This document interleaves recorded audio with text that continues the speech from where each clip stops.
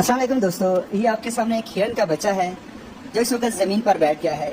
इसके पीछे क्या महरक़ात हैं हम आपको बताते हैं। ये हिरन का बच्चा बार बार सड़क पे खड़े होकर लोगों को मदद के लिए पुकारा ताकि कोई बंदा आए और उसकी बात सुने, लेकिन किसी भी बंदे ने ना गाड़ी को रोका ना ही किसी ने इसकी मदद की।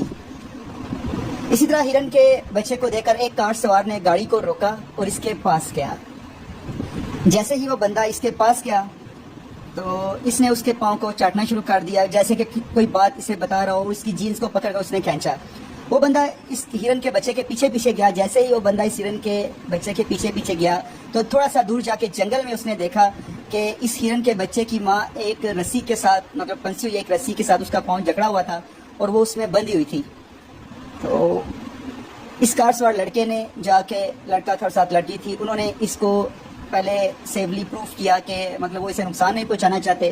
देन उसके बाद उन्होंने इसको आराम से पकड़ा और पकड़ने के बाद उन्होंने इसको उस चीज़ से आज़ाद करवाया। फिर आज़ाद करवाने के बाद उन्होंने इसे बिल्कुल सेफली छोड़ दिया। जैसे ही उन्होंने इसको छोड़ दिया, देन उसके बाद आप देखिए कि छोड़ने के बाद ये जब उन्होंने इसको आज़ाद किया तो आगे उसके बाद ये देखिए, जब उन्होंने इसकी माँ को आज़ाद किया तो फिर जैसे वो गाड़ी पे जाने लगे तो ये हिरन का बच्चा और उसकी माँ दोबारा उनके पीछे दौड़ते हुए आया और बच्चा स्पेशली उस गाड़ी के आगे आया जिसने वो गाड़ी रोकी थी।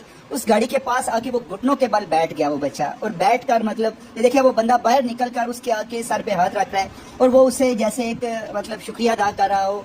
ये एक छोटा सा डेढ़ का बच्चा, लेकिन फिर भी ये देखिए उनमें ये कैसे हिस्सा